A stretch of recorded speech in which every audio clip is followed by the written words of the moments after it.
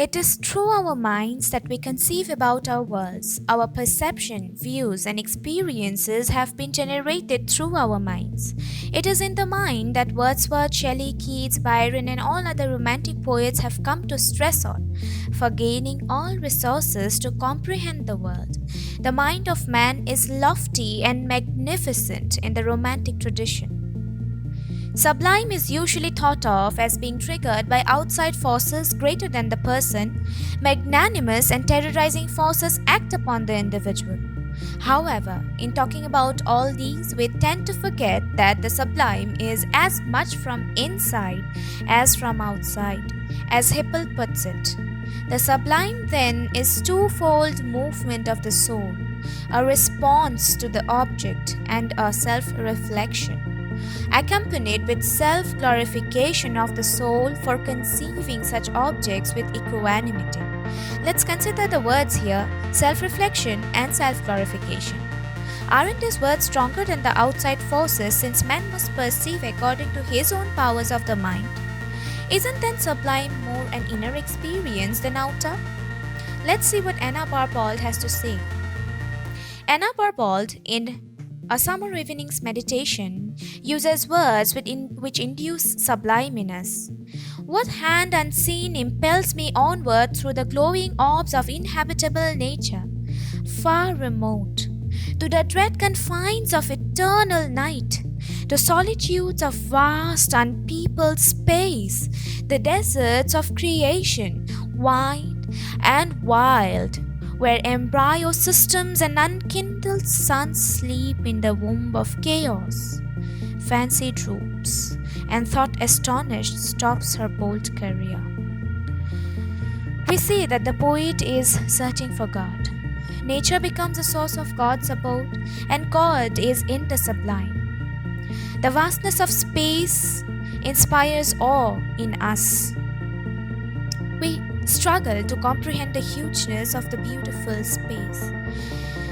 Sublime has been understood as an outside force inducing feelings inside human beings. The outer environment is inevitable while we have been talking about sublime. However, this is not true. Scholars now discuss about the nature of sublime. They discuss about sublime being a narrower concept referring to only beautiful things, but had different philosophical connotations for Burke, Gaskell, Shelley, Barbauld, or Wordsworth for that matter.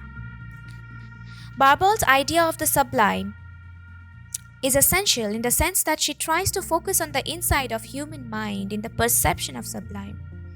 Once out in the void, past the closed planetary system, the speaker sees an appearance in which the mind is able to asymptotically, in manner of speaking, move towards constraints of knowing. Indeed, the trope is that the brain is propelling itself into regions the body cannot reach.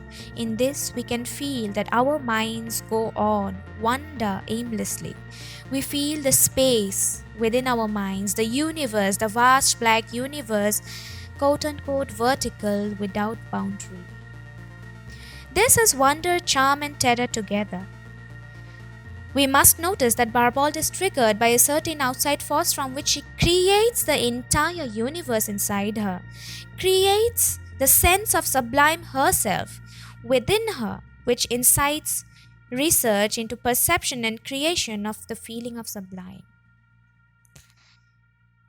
Barbauld is the one writer who could create sublime for herself. She could imagine and perceive sublime, and she could also eventfully create it. Beauty versus Sublime. Edmund Burke's A Philosophical Inquiry into the Origin of Our Ideas of the Sublime and the Beautiful was published in 1757. He believed that terror is in all cases whatsoever the ruling principle of sublime. Burke is also important for his explanation of the opposition of beauty and sublimity. Beauty charms the viewers, but the sublime moves the viewers because it both pleases and terrifies them, leaving a lasting impression that beauty cannot achieve.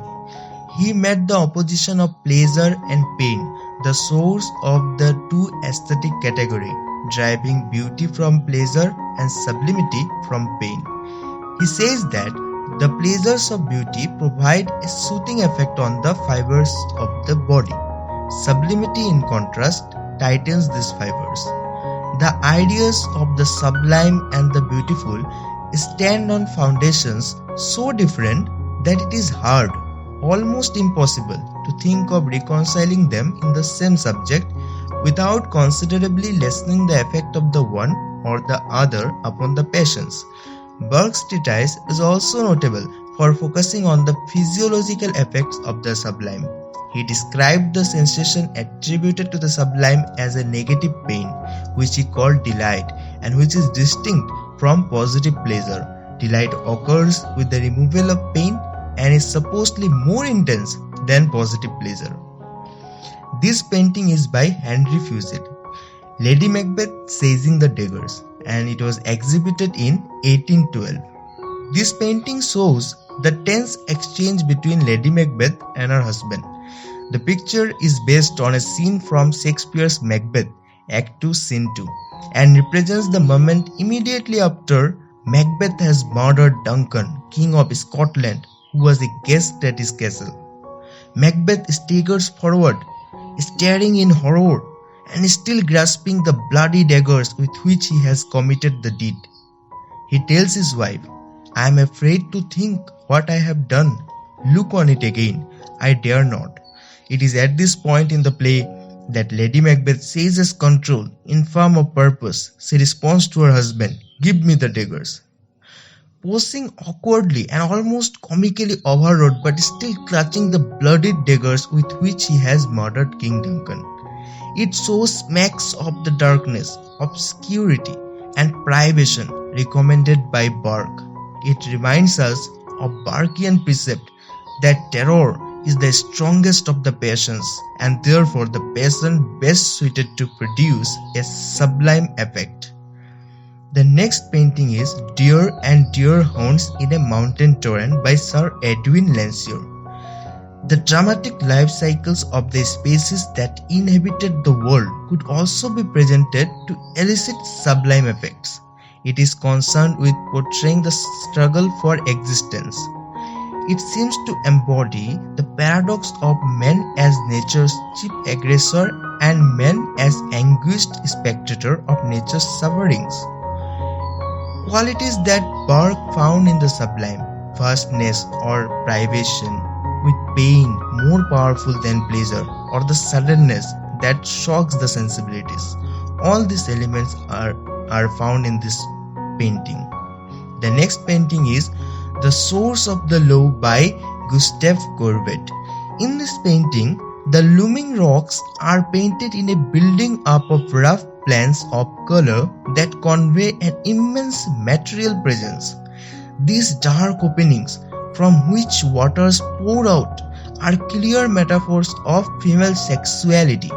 Courbet has constructed a metaphor in which female sexuality is seen in terms not of male fear or idealism, but in terms of natural process identified with the forces of the earth.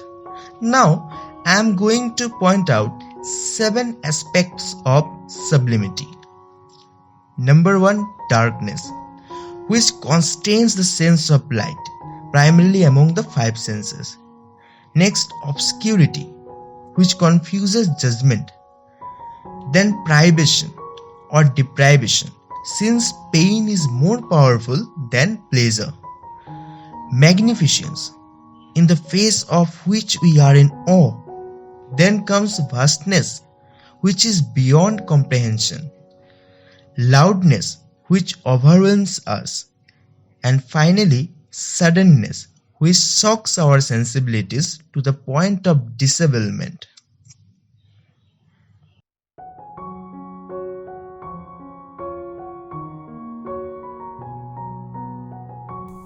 The basic meaning of the word sublime today is very beautiful or good or lofty or elevated in thought, expression or manner, but the word has a specific meaning in reference to art and poetry. In the 18th century, Edwin Burke wrote a philosophical treatise on aesthetics, thinking a particular of painting and the visual arts, especially how to appreciate and paint a landscape, and described two categories, the beautiful and the sublime. For romantic artists, Sublime captured both imagination and terror of true power.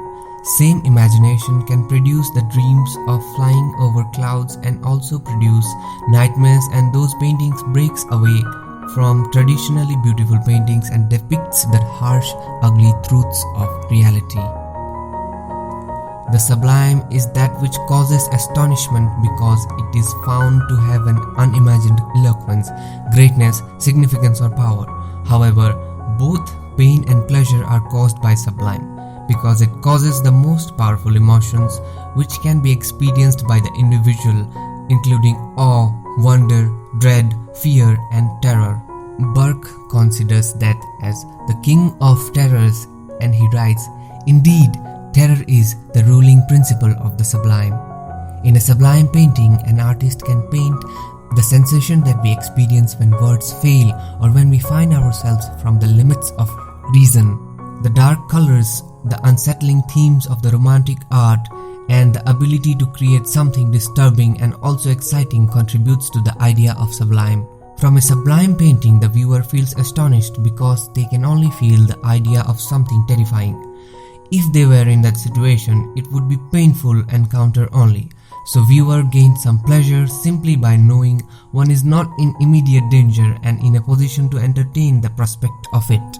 From the paintings given below, a viewer can feel those above mentioned feelings, which indicates those paintings are the representation of the sublime.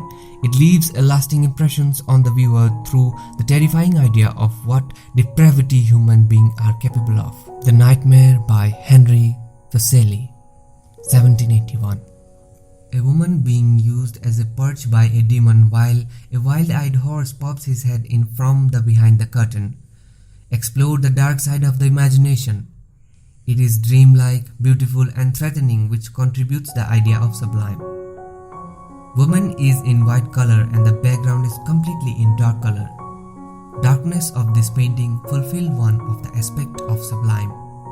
Combination of dark shadows and dramatic lightning emphasize the power of the subconscious, seen as prefiguring late 19th century psychoanalytic theories regarding dreams and the unconscious.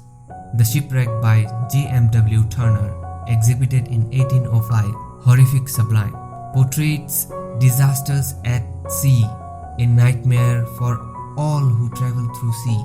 Through this painting, Turner defines the essence of such experience through overwhelming impressions of realism and horror, captures the aesthetic of the sublime as outlined by Burke and Kant: darkness, privation, vastness, magnificence, loudness and suddenness. Can found the 18th century notion of the sublime, the aesthetic celebration of the grandeur and horror. This painting generates the strongest sensations in its beholders with the experience of awe, terror and danger. The Raft of Medusa by Theodore Géricault, 1818 and 19. The colors of the painting, unsettling, dark, saturated colors fill the canvas, mixed with sharp tones of pale, sickly flesh. Depicts a group of men on what looks like a broken raft with a sail and the ocean waves raging in the background, indicating there was a shipwreck. Figures cut a horrifying scene as they seek rescue. Viewers may contemplate their own death and feel astonished, which fulfills Burke's theory that reactions to the sublime involve both fear and pleasure. It fulfills the key motive in the exploration of the sublime, the notion of the horror and death.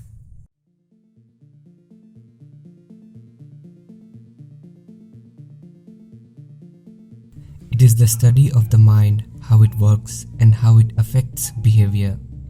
It talks about the characters' thoughts, motivations and feelings which are of greater interest than the external action. The psychological content can take different forms in literature.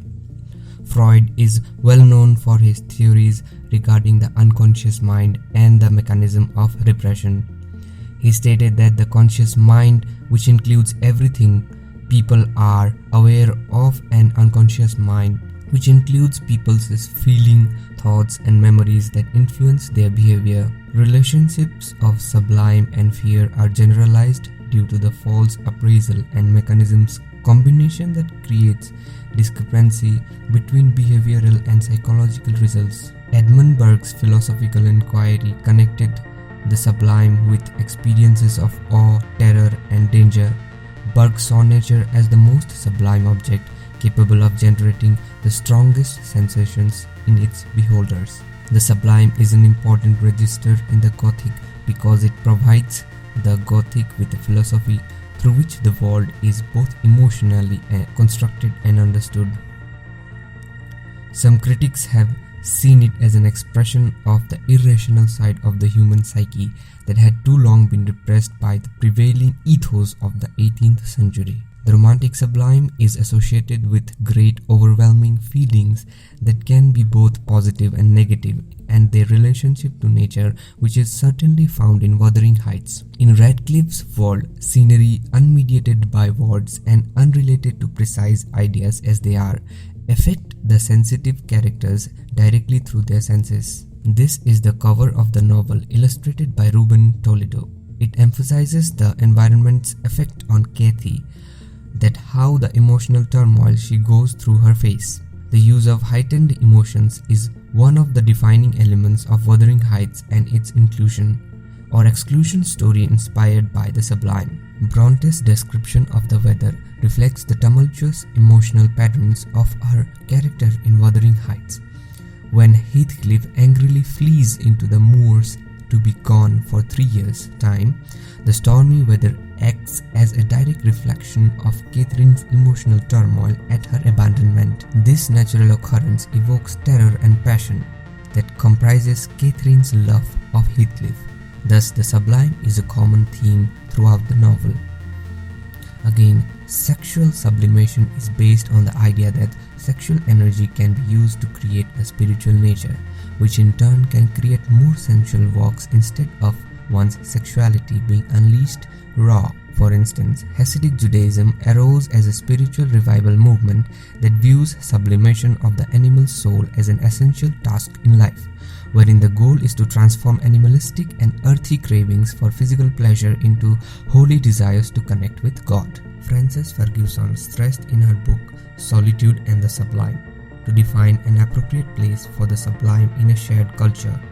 Burke adds that the sublime offers a sort of workout for the finer fibers of the nervous system.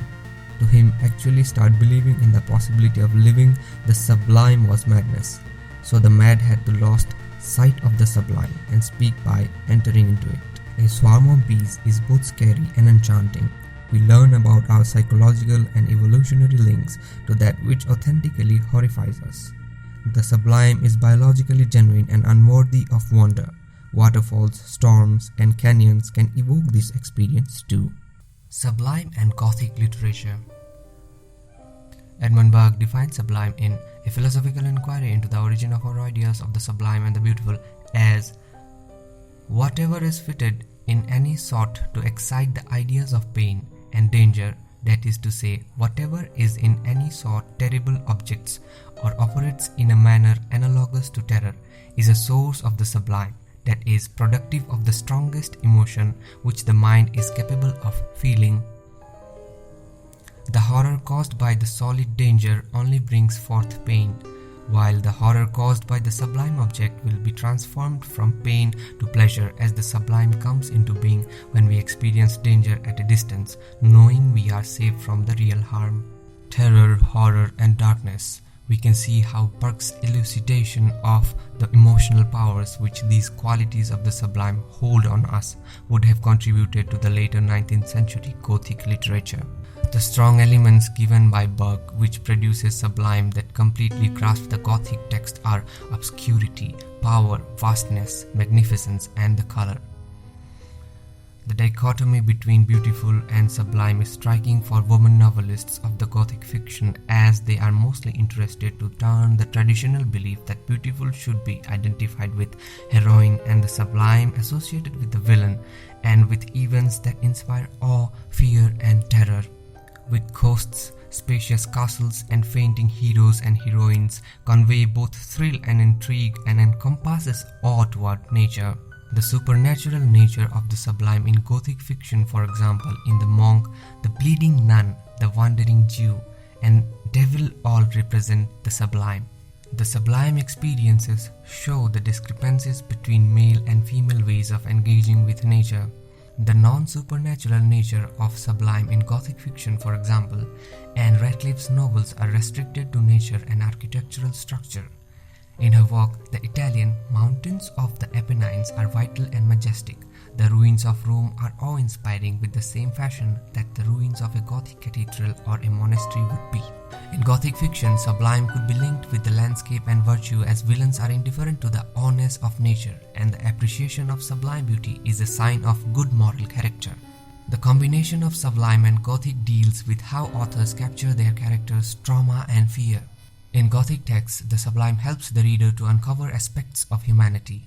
The commingling of delight and terror deal with personal emotions and experiences for both the characters and author, as well as the audience. A good example of sublime in a Gothic fiction, Mysteries of Udolpho, help us to show the commingling of sublime and Gothic. Blanche withdrew to a window, the lower panes of which, being without painting, allowed her to observe the progress of the storm over the Mediterranean, whose dark waves that had so lately slept now came boldly swelling in long succession to the shore, where they burst in white foam and threw up a high spray over the rocks. The rest of the scene was in deep gloom, except where a sunbeam, darting between clouds, glanced the white wings of the seafowl that circled high among them, or touched swelling sail of a vessel which was seen laboring in the storm. Blanche for some time anxiously watched the progress of the bark as it threw the waves of foam around it, and as the lightnings flashed, looked to the opening heavens with many a sigh for the fate of the poor mariners. Here Blanche observes a storm above the sea. Blanche anxiously watched and looked to the opening heavens. She is intrigued by the storm and overawed by the scene of wild nature. Her thoughts wander and leave her in a melancholy mood. Ballooning and the sublime. Although people had long imagined flight, hot air and hydrogen balloons were new during the last decades of the 18th century, which gave delight to the enormous audiences that gathered to watch it with awe and enthusiasm, and it is this newness and danger associated with it which makes it fascinating. Ballooning can be considered as a kind of sublime invention. When James Dinwiddie, for example, released a balloon with a peculiar form near Buckingham Gate in London in late 1783, this resulted with an undulating serpentine motion. This afforded great entertainment to the spectators. One of the aspects of ballooning that appears common throughout this period was the great enthusiasm of people felt for it. Aeronautics was the wonder of the age, and people compared balloonists to other famous explorers, mythological and real, including Vasco da Gama, James Cook and Christopher Columbus. Ballooning, like enlightenment, traversed Europe, although historians have not treated it so, and it also initiated a massive cultural phenomenon. Spectacular by nature, ballooning captured the hearts and imaginations of the entire continent and became a symbol of enlightenment, state, power, and scientific progress. People of all social levels, educational backgrounds, genders, and scientific ability lauded balloons. But we can see that balloons completely failed to fulfill their potential during this period. A method of steering balloons never materialized, thus transforming what might have been exceptionally powerful tool into mere entertainment. It is the newness of this invention that makes it fascinating, although people have failed to realize its importance. Balloons represented a tabula rasa on to which people could form their own vision. Thus applied balloons to existing cultural form, including novels and poems, furniture and clothes, but they also developed different venues in which balloons appeared surrounding a commercial launch. As a new object, entrepreneurs had to develop ways in which they could sell them. The state had to decide how to control something that was potentially dangerous, and the savants needed to discover ways to use them. Thus, people placed their values and ideas onto these balloons and had a strong impact on the culture of Europe, and it captured the hearts and minds of the people. The technological sublime, the modern and the postmodern effects. From Longinus' ancient philosophy to Britain's modern, that is Edmund Burke, the idea of sublime has travelled through the 20th century and arrived in the 21st century. When approached from the view of the technological artistic production or the technological sublime, we have new media art, computer-based generative art, and telecommunication. The natural gave way to the metropolitan and eventually led to the technological sublime. In David Ney's book American Technological Sublime, he says that Americans embraced the technological sublime as they did the natural sublime. In the world of dominant technology, everything like genes, books, organizations has become a relational database. The 21st century man has been denied the choice to not to be technological. In our postmodern world, it is no longer the superior force of nature that calls forth the experience of the sublime, but rather the superior force of technology. The postmodern or the critical theory begin with the theories of Longinus, Burke and Kant, with philosophers like Sung Lap-Hung taking the notion of limit situations in human life as central to the experience. Jadranka Skorenkapov in the intertwining of aesthetics and ethics, exceeding the expectations, ecstasy, sublimity, roots aesthetics and ethics as the common ground for sublimity. She believes the artistic and the moral judgment are relevant to the technological advancements. It has resulted in the explosion of visual culture and the mixture of awe and apprehension as we consider the future of humanity. David Nye believes this sublime has transformed into fear in the course of time. The 21st century man has been denied the choice to not to be technological. Because of its Janus-faced powers, technology itself has become the sublime god of our postmodern age. Technological sublime is not without its defects. Sublimity over the ages has not produced as much waste as the technological sublime e-wastes has. Technology has elevated to the level of religious fervor, and overlooking its consequences and ignoring the necessary implementations, technological sublime must promote sustenance and ecological harmony. The roots, the sublime as it was, and the buds, the sublime as it is and as it will be, should be in sync.